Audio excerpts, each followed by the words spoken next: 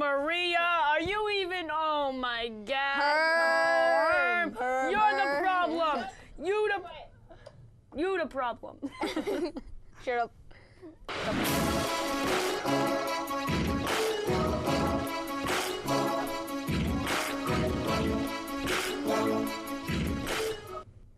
Hello and welcome to this special day. No, it's not the day before Valentine's Day. No, it isn't Friday the 13th. Well, it is both of those, but it's not what we're here for. Today is the 25th anniversary, our 25th episode of American Sports News. That is 1/4 of 100. Really? Can we do this in like 4 more years?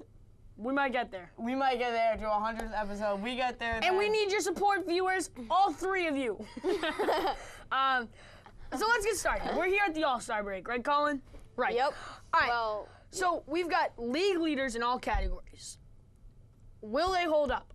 Do you call them pretenders or contenders? James Harden has the league scoring title. Pretender or contender? oh, definitely a contender. Obviously. Because right now it looks like Dwight Howard will be out for an extended period of time. And that means Harden's going to be getting the bulk of shots, and the way he's playing right now, I don't see why not. Frankie, what do you think about James Harden? Is he a pretender or contender? Well, you know, you gotta definitely say he's a contender because, you know, just how he can just do a little crossover and just pull up at the 3 and make anything really anywhere on the court. And if he drives, you know he's just gonna get fouled and make his free throws. Right, and every now and then he shoots lefty. I get it, because you're lefty.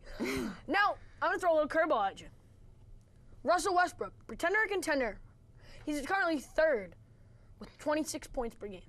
Pretender. I think once we get down to more of the crunch time situations, getting towards the end of the season when the Thunder are fighting for that final 8th spot, KD is going to get most of the touches and shoot more shots. Yeah, I'm with Colin.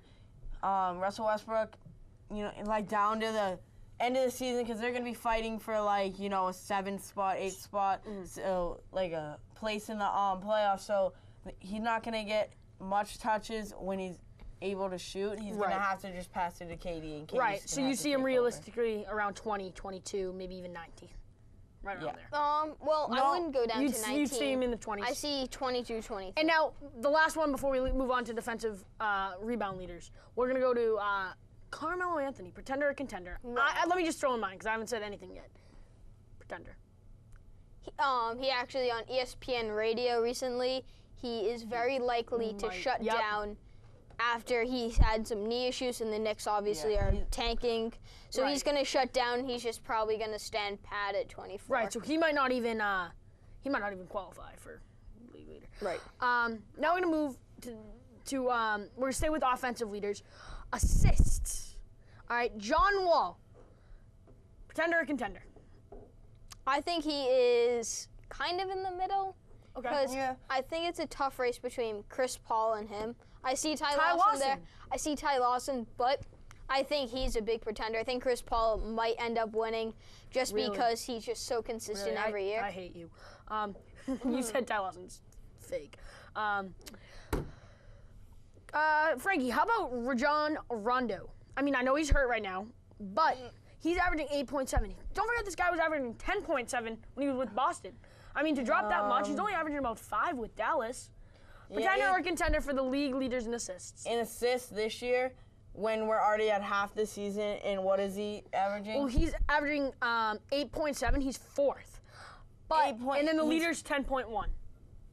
So, no, I say it's between him and Monte. There's just too much spread out there. It's on edge. It's really on edge of contender and pretender, because if he could blow up and start having a bunch of assists, just passing it to Dirk and passing it Chandler Parsons, you know, but then he could also give it and drop because Dirk's gonna get the ball, then he's gonna turn around, then he's gonna shoot. He's not gonna, you know, he's not gonna get the assist. I agree. So it's on the edge. It's on the fence. Now, time out. I have to wait. We're gonna go to one of the elite scorers in the league, Steph Curry. Currently, he's 5th on the assist leaders.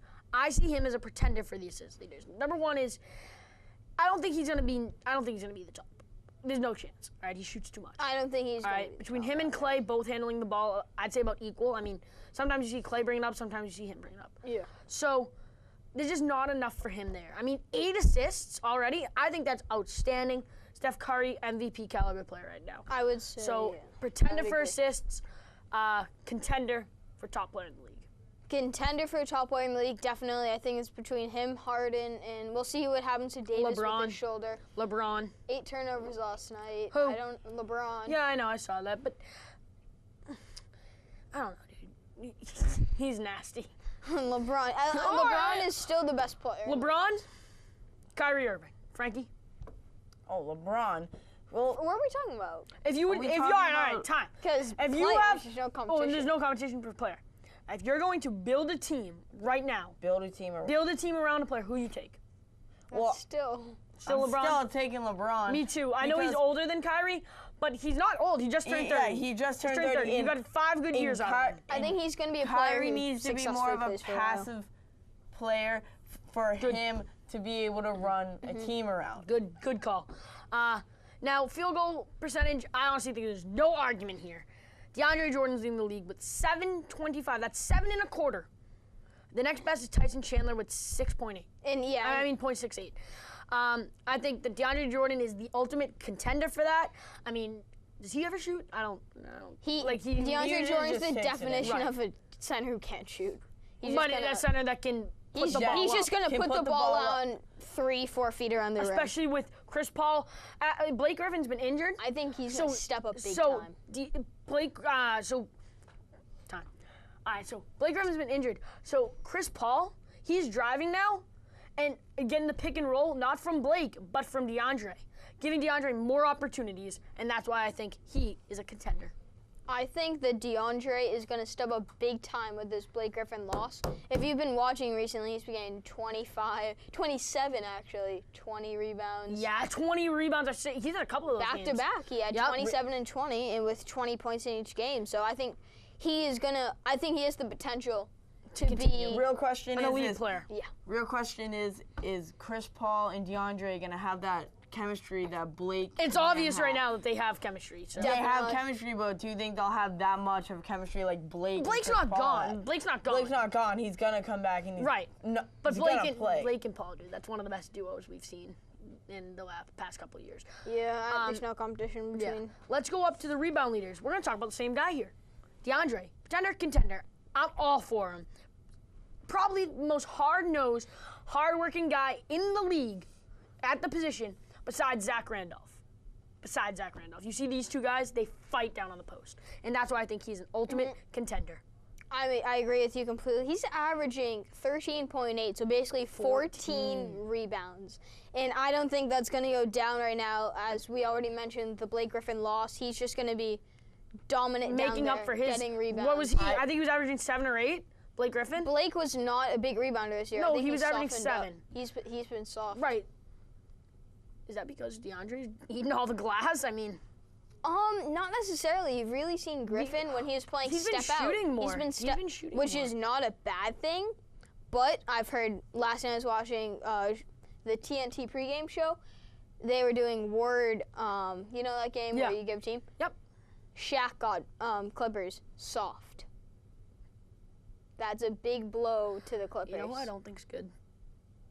Who? I love his dad. He's the coach. Austin Rivers. Oh, I hate. I think he's not good.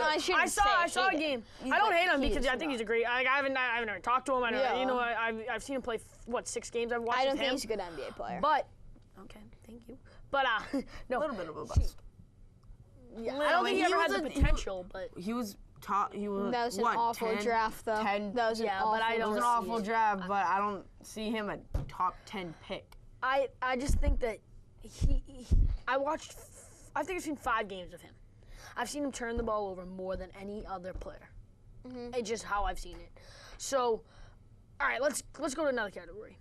Actually, I want to stay here. How about DeMarcus Cousins? Is he a pretender or contender for the rebound leader? I mean, he's averaging 12 and a half, so 13. DeAndre is averaging 14. Are you talking about DeMarcus possibly getting to first place? Getting to the rebound leader. Oh no, because I think DeAndre Jordan is just going to unstoppable. dominate. Yeah, I agree. I don't see any. Yeah, DeAndre Jordan's still going to be dominating when Blake comes back, and he's going to be a little bit slow. So he's going to have a couple, more 20 rebound games, I think, and he's going to be scoring like he is right now for Agree. a couple weeks. Who's going to win the block leaders right now? Can you read me the Anthony Davis, DeAndre Jordan, Serge Ibaka, Roy Gobert, and Rudy Gobert, sorry, my bad, are the top 5. And Pau Gasol. Yeah. I'm going to go with Serge I Ibaka was going to go with or DeAndre Jordan. Serge. The brow. You think Anthony Davis? I think he's pretending to be a shot blocker. I mean, sure, he's led the league twice now, or once at least. Can you stop, please? All right. Trying to make a unibrow. I know. You don't have to. I know you are. We can You see already, it. yeah. All right. But Shave that thing. yeah, seriously, get the. I don't see it. I don't see the duration. I mean, there's so much spotlight on him, both defensively and offensively, that I think he's gonna get a little softer as the season winds on to continue. I love to Anthony keep Davis. his offensive caliber. I'm going to make a very bold statement right here about Anthony Maria. Davis, who I think, I love Anthony Davis, great player. Anthony Davis next year will win MVP. Well, dude, I think you're just like wrong, but I mean it's fine. Anthony Davis right now is probably I'm going off the board. the best big Austin man. Rivers MVP next year. Oh, yeah. Yeah. Go back to baseball. Just like the Celtics were gonna make the playoffs. Remember that one? All right. Yeah. Well, actually, Frankie's alive. they might have a chance. Bye, Frankie. Well, I mean, let's continue. Who needs him anyways? I mean, he was the anchor. But steals. Steph Curry, pretender, contender. Steph Curry, Russell Westbrook, James Harden, Trevor Ariza, also on Houston, I like Trevor and Ariza Tony a lot. Allen. I think Tony Allen's the best perimeter defender in the league. Glad to have you back. How's your travels? But I think Steph Curry, you see him reach a lot. I mean, He's he gets successful at those reaches, though. sometimes he gets crossed. He gets crossed just as much as he crosses. Same with Harden. Terrible defender. The steals are up because he reaches. I think Russell Westbrook is going to win the steals. I agree with you. Yeah, he's Steph only Curry's beating him by 1/100th of a. exactly. Yeah, I think Russell Westbrook. Right now, I think obviously He is a Steph great Curry is the defensive- best. He is a but I great think Russell's defensive right player. below. Okay. I agree. Let's continue. This is our last prediction. Who's going to win the East, Frankie? The East, I think the Hawks are just gonna roll right past this second half of the season. They're gonna take it all. They're a very bold prediction. bold. That's not It's pretty bold when you think second half of the season, them staying like this is pretty hard. You know, I think the Hawks. I think it's a lot of hype on them. It is a lot of I hype, don't that's see why. them winning. A lot of the hype, East. 43-11. Exactly. Dude, hype. They're nasty. All right, I'm not they are denying that. nasty. Next year But they will no win the one East. predicted this. The playoffs this year, they do not have the experience needed. If they can retain Paul Millsap and re-sign Al Horford to a long-term extension, they will win the East next year and become the new Spurs. This year, though, I'm giving it to. You're not gonna like this. I'm giving it to Cleveland. To win the East or to win the They won Super like Bowl? they won. They won the last 13 few out of the their last 15. 16. 'Cause 16, They just I'm won. sorry. They just lost last night. All right. Miami. They can make the playoffs. They're the 8 seed right now. They have Brooklyn and Boston trailing behind them. Oh, if the Celtics can make the playoffs, that'd be a joke. They would get demolished in the first round. Sorry, what? I couldn't hear you over the gibberish. I think the Celtics are going to make the playoffs, and they'll get demolished. But I'd like to see them squeak in. That would just be so great for. Actually, what's the point? I want to get a lottery pick. I want to get a lottery pick. Never mind. Sorry, get rid of my thing. Western Conference, Frankie. Western Conference, well, Golden State Warriors are gonna win it because it's just Curry. You got Thompson in there. That dynamic duo, the Splash Brothers. Yeah, It's just Yeah, insane. you're wrong. I think Memphis Grizzlies are going to win the West. No, that is possible.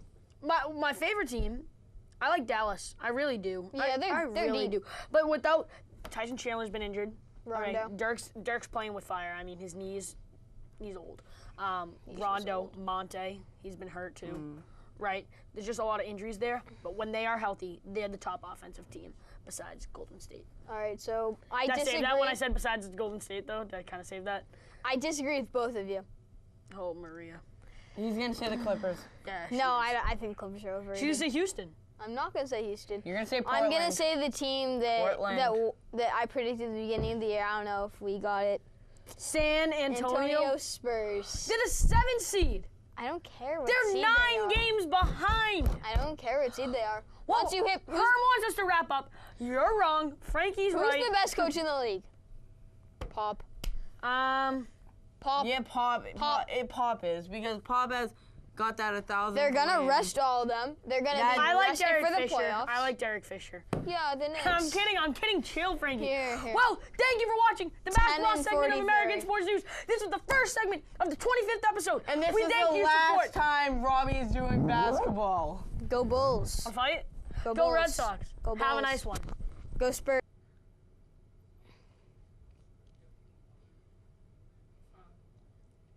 I'll open.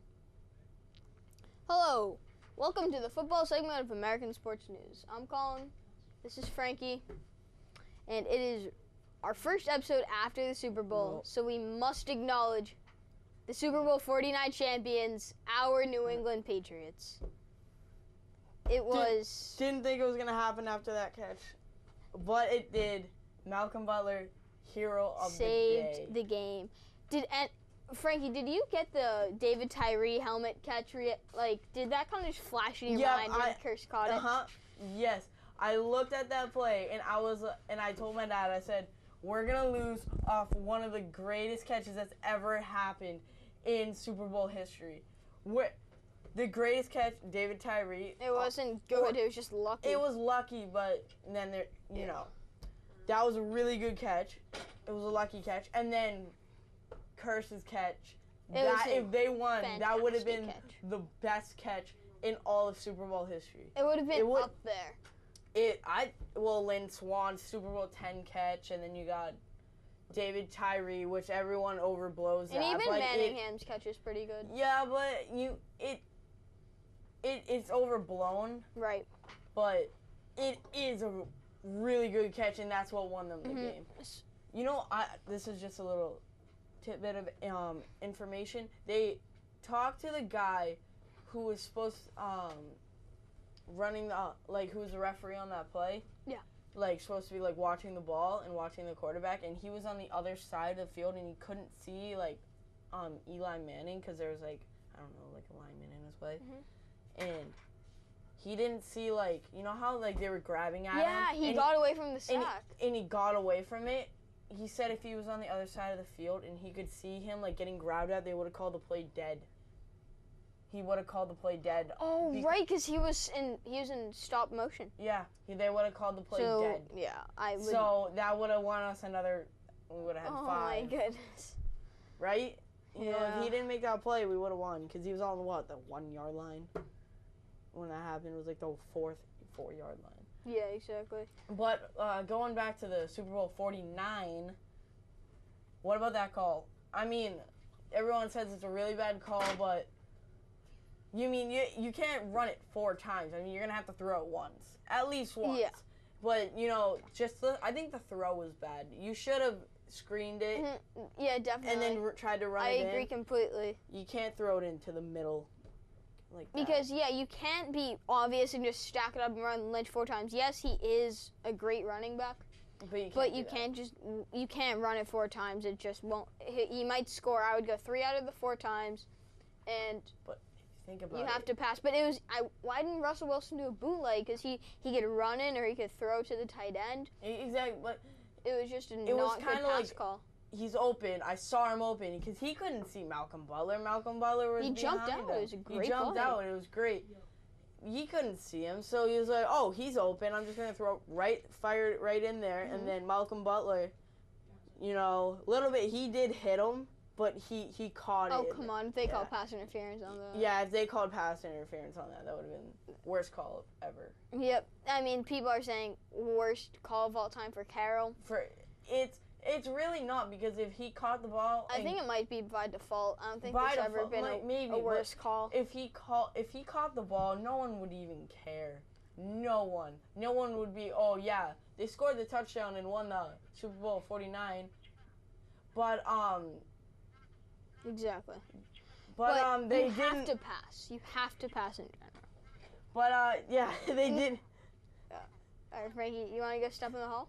No, it's just Robbie. He's right there behind the camera. Oh my God, Robbie. All right, we're just gonna take a moment of silence while our immature friend Robbie is trying to ruin the football segment.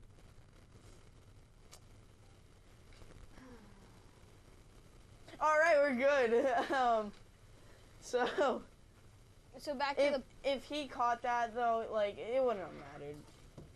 No one would talk about that being a bad play. You have to pass once. Let's just put it that way. You have to pass once.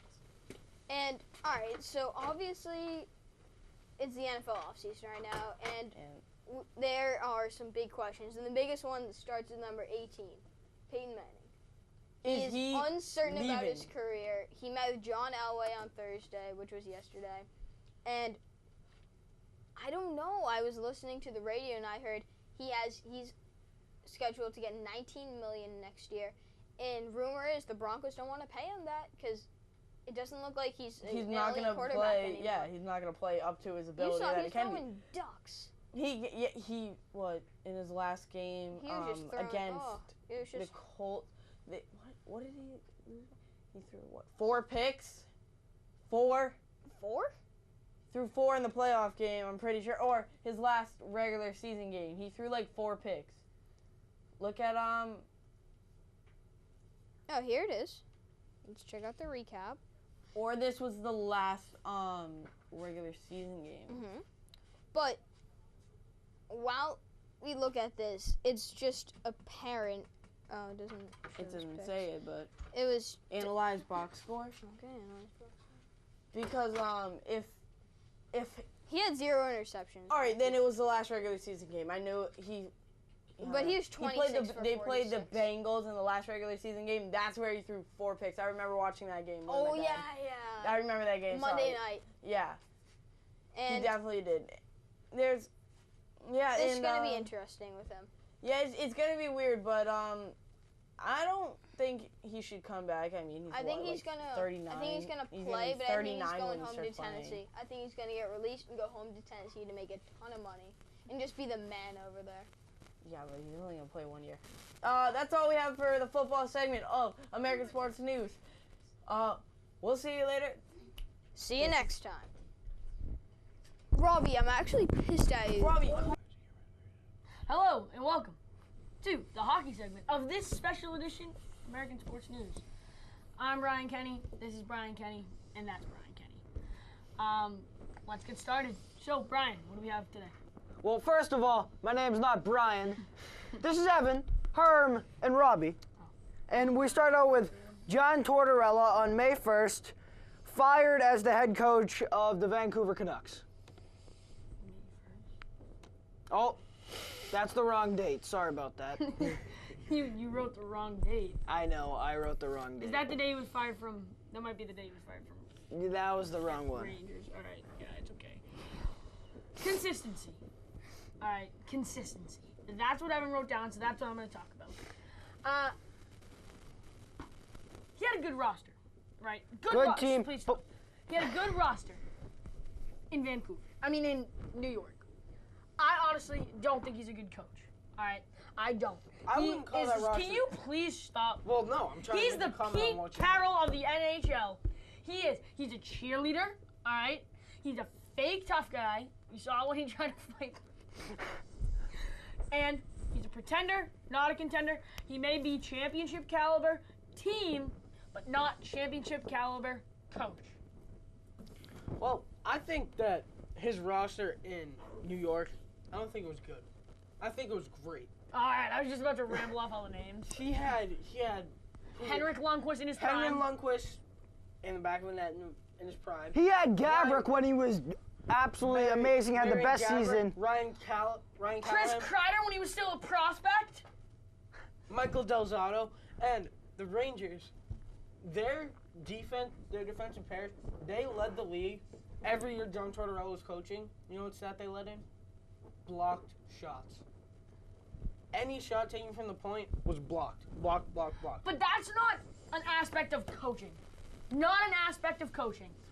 That's the team. That you can't teach blocking shots. That is a gift.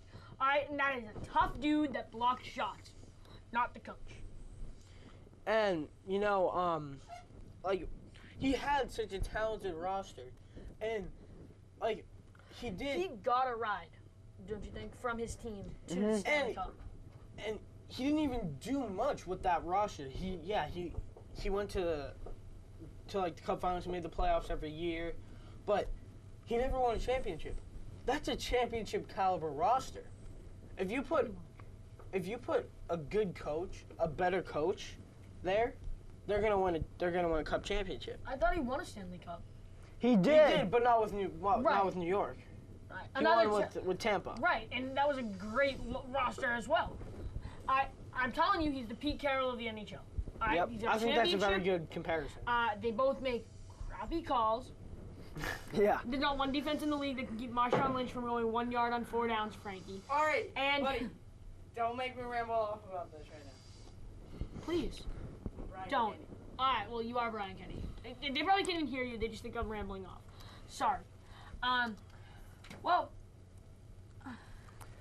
the Flames fight definitely started out. It's absolutely ruined. He thinks he's the tough guy, and he's really the coach. Fake tough guy too. Fake tough guy. And now, I just can't stand him. Like personally, you see him go crazy. Pete Carroll running up the sidelines. I think they turned his microphone off upstairs. I don't think he calls the plays. He only calls the plays on the 4th downs and when it matters in the red zone, and that's it. All right. And I think the same thing happens here. I think the players tune him out, and they don't listen. And I think he's a terrible coach. I think he's a college coach. I think he'd be a great college coach because he's more of the more of the like. You know what I'm trying to say. He's more of like he lets builds his players be independent.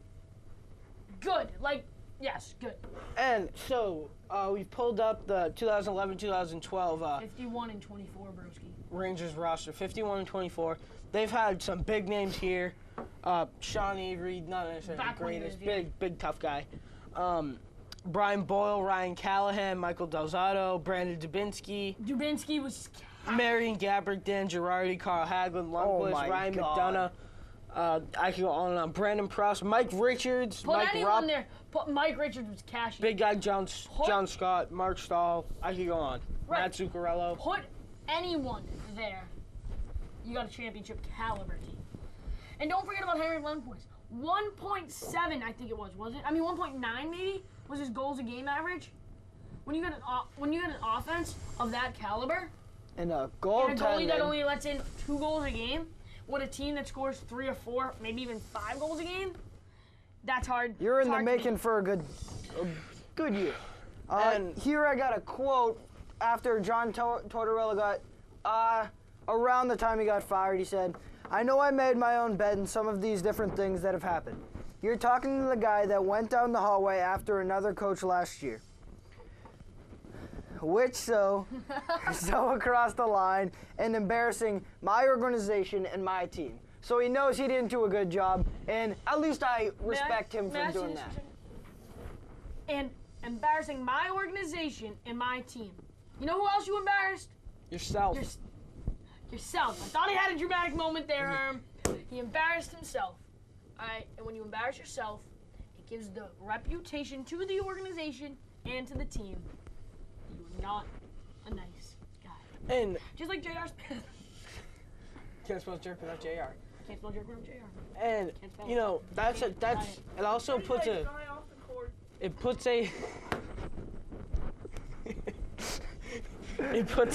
sorry about that. It puts a big dent in their name, because if you look back, they had everything before. They had the cup loss, which they were playoff team every year. It was like Rangers, then they got Eddie Lack.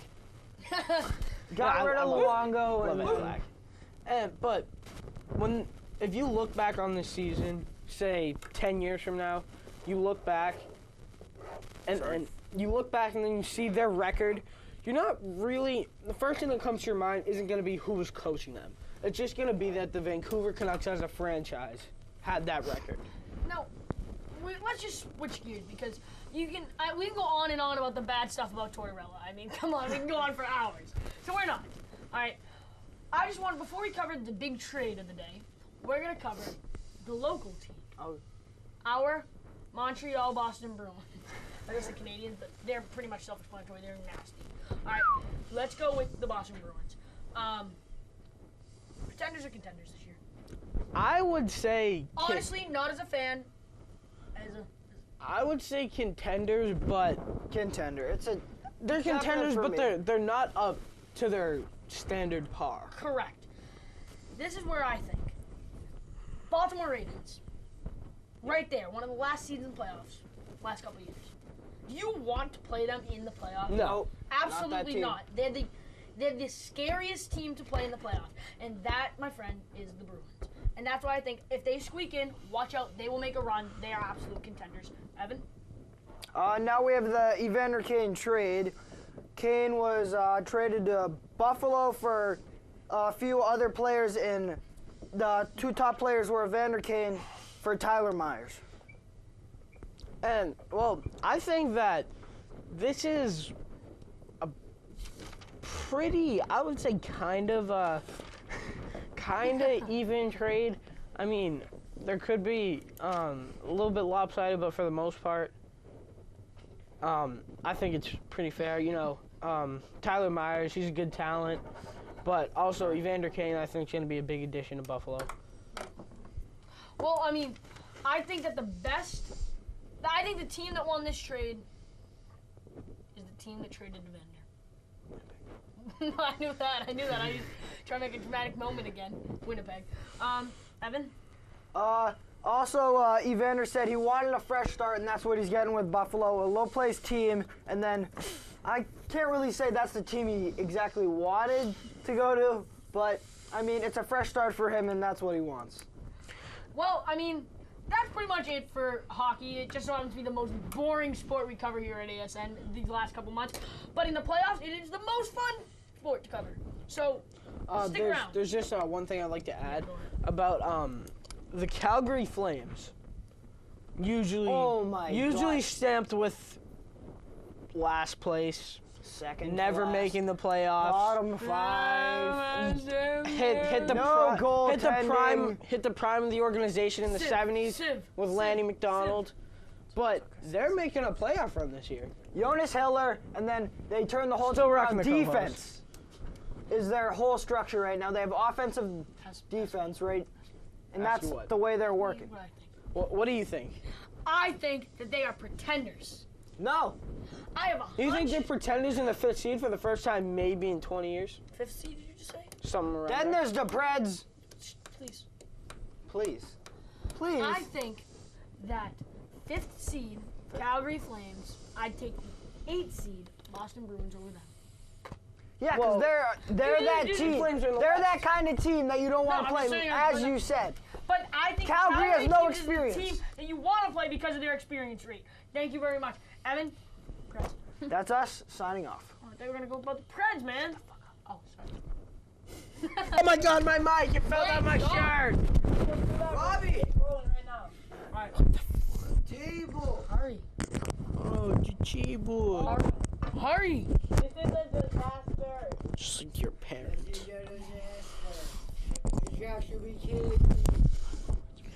Go. See you later.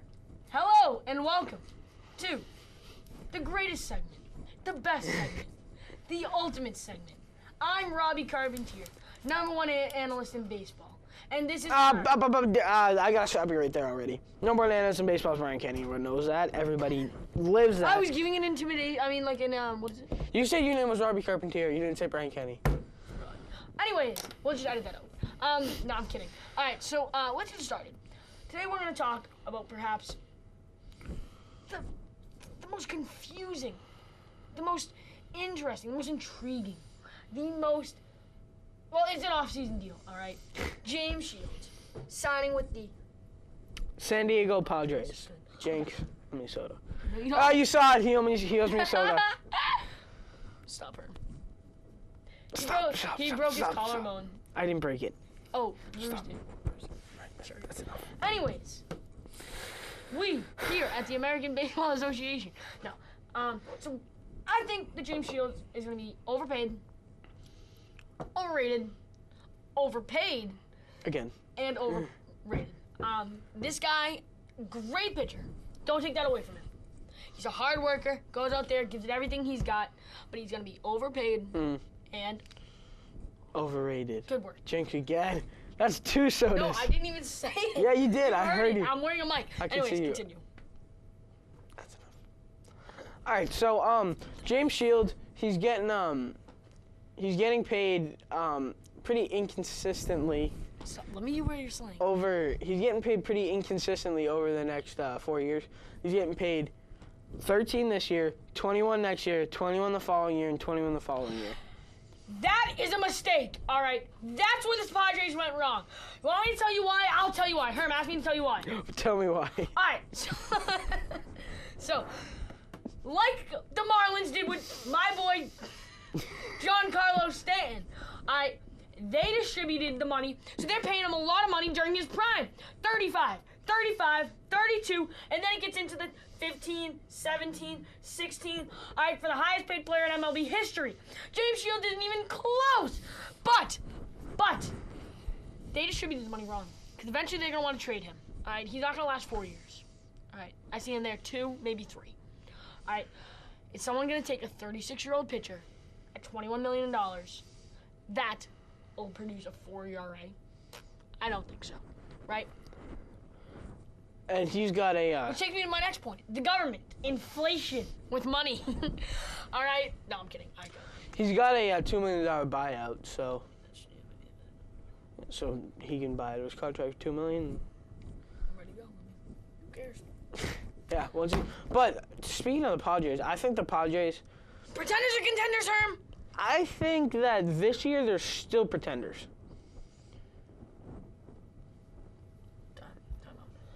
Pretenders? I mean, I think they're going to be up there.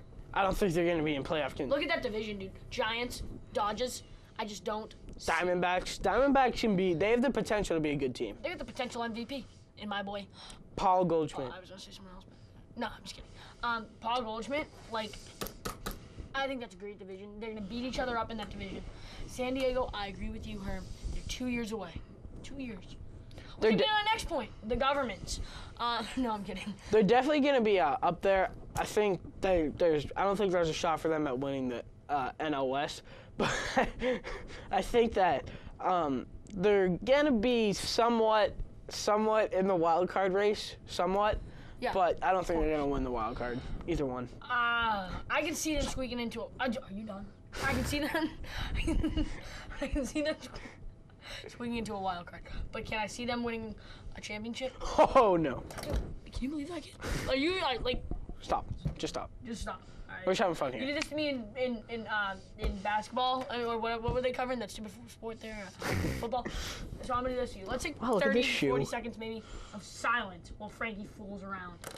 Look at this shoe. That is a nice shoe. It's a very nice shoe. Can we see it? Hey, Look at this New Balance shoe, guys. Look at that. Frankie, get on camera one. Camera one. It's a nice shoe. Camera one. Look at It's that a shoe. button that says 1. There you go. That's a nice shoe. Isn't that a nice shoe? That's a nice shoe. Anyways, all right. Well, let's get back on baseball. What's going to be higher? James Shields' contract when it's $21 million, or the amount of games behind the Astros are the division leaders this year? 21 games behind. You know, I think the Astros. MLB record.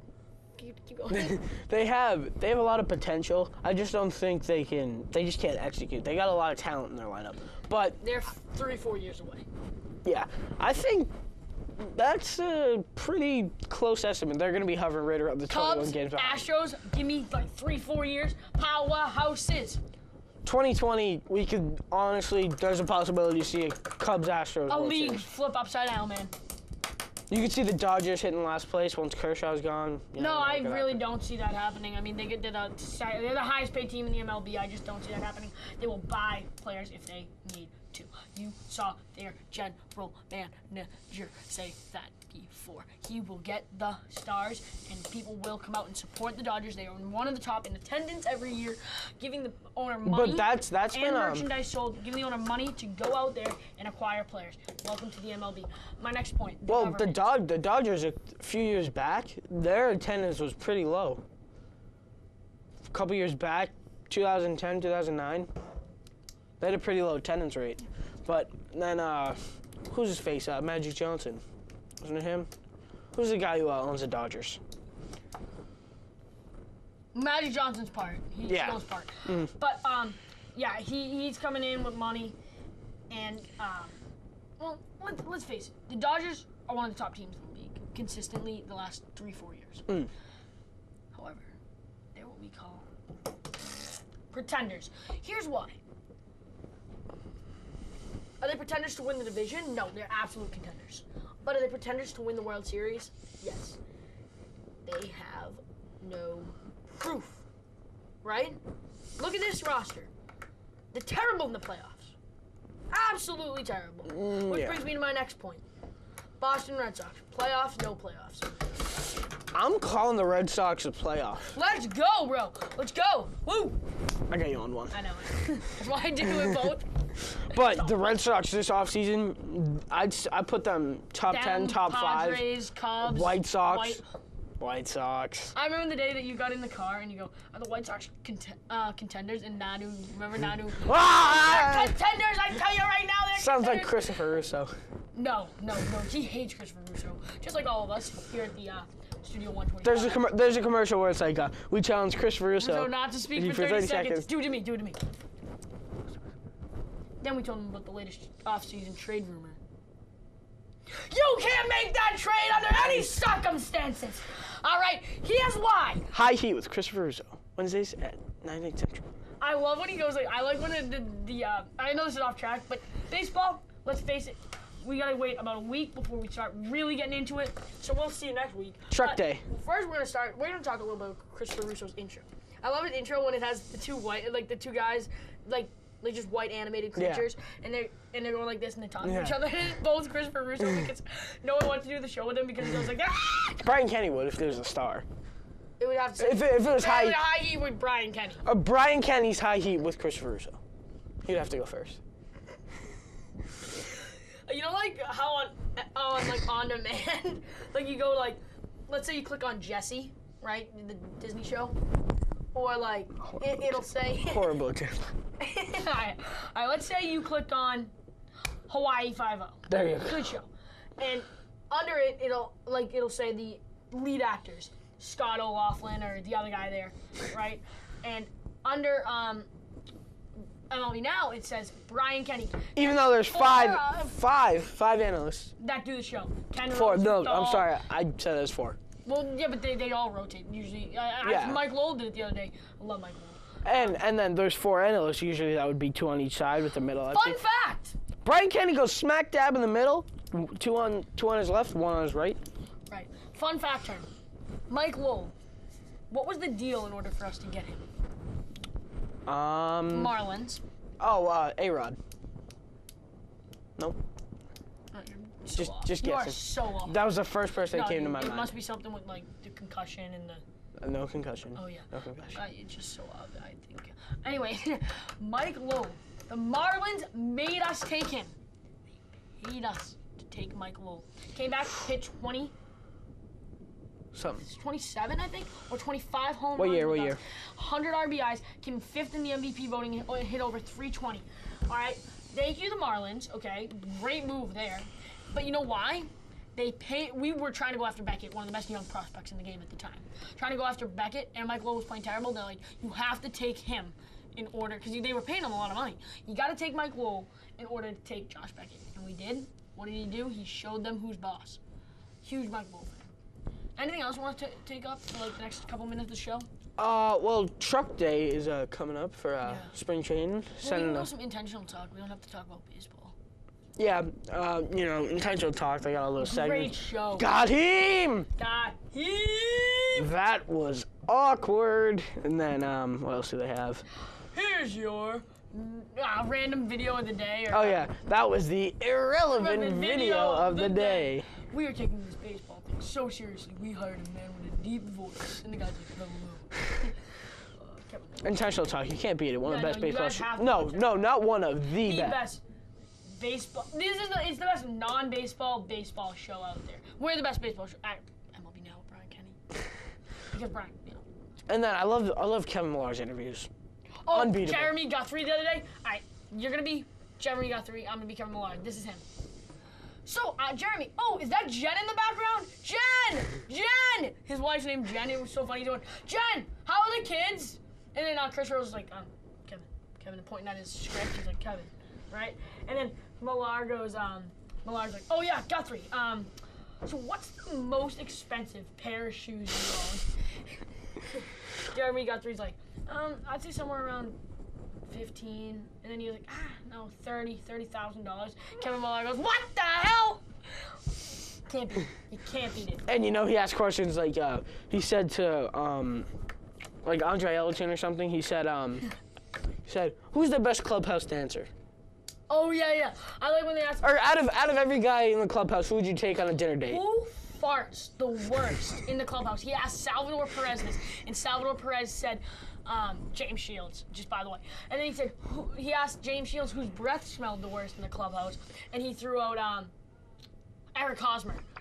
And then yeah, it was just so funny. That was awesome. Well, since there isn't a whole lot to cover in baseball, I think that's all we got. Actually, there is.